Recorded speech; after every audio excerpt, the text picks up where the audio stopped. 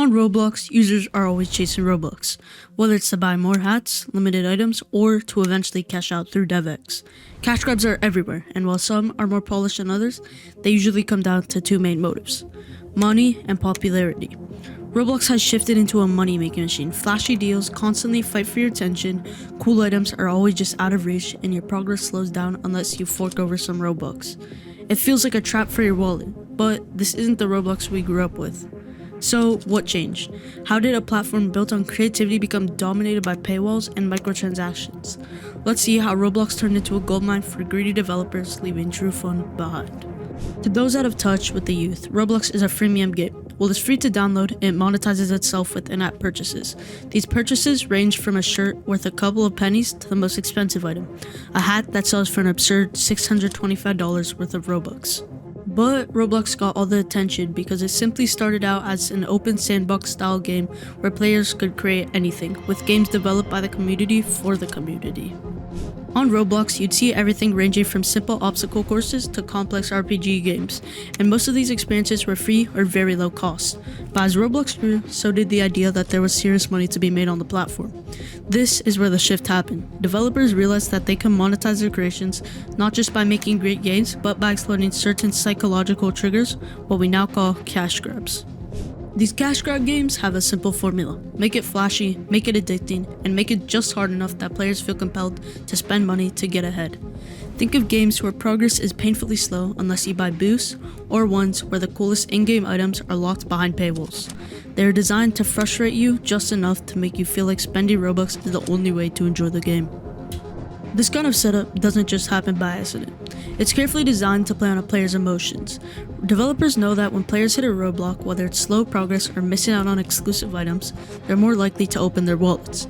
And while it's frustrating for all players, it's particularly troubling for the younger ones who may not realize they're being manipulated into spending money. As one user on Reddit pointed out on the article "Roblox has become way too money hungry," the user thinks that Roblox has raised the prices of avatar accessories to the point where the 80 Robux package is almost worthless. They also mentioned how Roblox had great opportunities with both the hunt and classic events but chose the money route instead. For example, the Damon Shank sword could have been a boss drop in the 1x1x1x1 event, but Roblox went with a paywall instead. On top of that, they released bundles during these events, bundles that could have been amazing if they were just used right.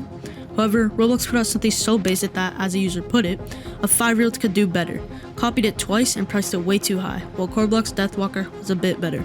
It still didn't justify its price tag.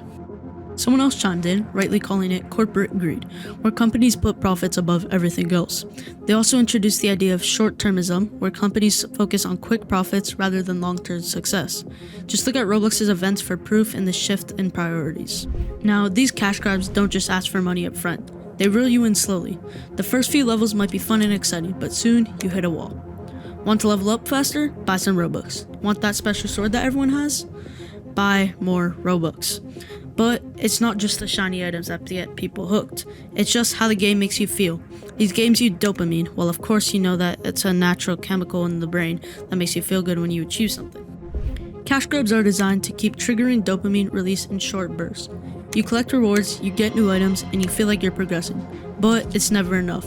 The game keeps moving the goalposts. Suddenly, that cool sword you bought isn't as strong anymore, and there's a new, shinier sword you need to get. But, of course, it costs more Robux. It's a vicious cycle that keeps players, especially kids, coming back and spending way more Robux. Everyone is trying to make a profit, and the issue isn't Roblox making money from customers who can compare options and make informed choices about what to buy, because for some, these items are worth the price.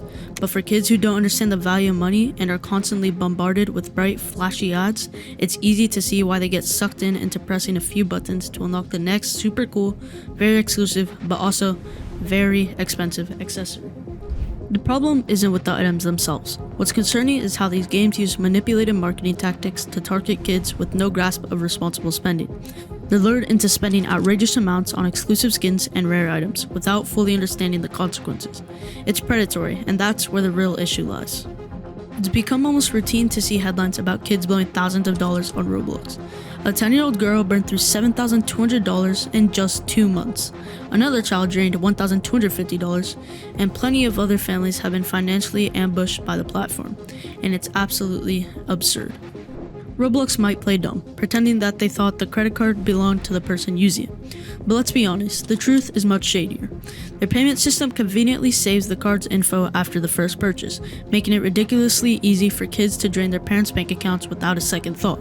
It's not just bad luck, it's a setup. Roblox isn't just sitting back, they're practically handing these kids the keys to their parents' wallets.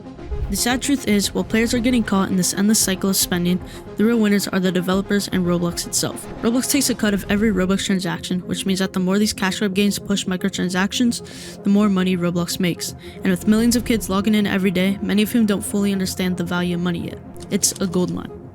There's been some backlash from parents and consumer advocates who argue that these games are predatory, specifically targeting kids who are easy to manipulate, but Roblox's response has been lukewarm at best. They put some safeguards in place, like the ability for parents to limit spending on accounts, but these measures don't address the real issue. The platform is still full of games that prioritize profit over player experience, and as long as they're raking in money, it doesn't seem like that will change anytime soon. So, is Roblox slowly killing its own image by allowing cash grabs to run rampant? Well, it depends on who you ask. For younger players, especially those who don't have a credit card of their own, their constant push to spend money can be frustrating, but they might not realize they're being manipulated. For older players and parents, the situation is much more transparent. There's a growing awareness that many Roblox games are less about fun and more about squeezing money from players. This has created heated debates about whether the platform is becoming too commercialized and whether it's doing enough to protect its players, especially its younger audience from falling into the cash grab trap. Some argue that Roblox needs to take a more active role in regulating these games, while others believe that it's up to their players or their parents to be more mindful of where they're spending their money. As more people catch on to these predatory tactics, it's possible that Roblox will face increased pressure to clean up its act. There's also a chance that the rise of cash grab games will lead to a decline in the quality of games on the platform. After all, why spend time creating a genuinely fun, engaging experience when you can slap together something flashy, throw in some microtransactions, and watch the Robux roll in? But at the same time, Roblox is a massive platform, and for every cash grab game out there, there are still plenty of creative, well-made games that offer real value without constantly asking for money. The challenge will be making sure that the quality of these games don't get drowned out by cash grabs. At the end of the day, Roblox's future will depend on how it manages this issue. If it continues to let cash grabs take over, it risks alienating a huge portion of its player base. But if it can strike a balance letting developers monetize their games while also making sure that those games offer real value, then Roblox might just be able to maintain its place as a platform where creativity and fun comes first, and money comes second. Until then, though, the cash grabs are here to stay. And for the players, that means one thing: keep your Roblox close and your wallet closer.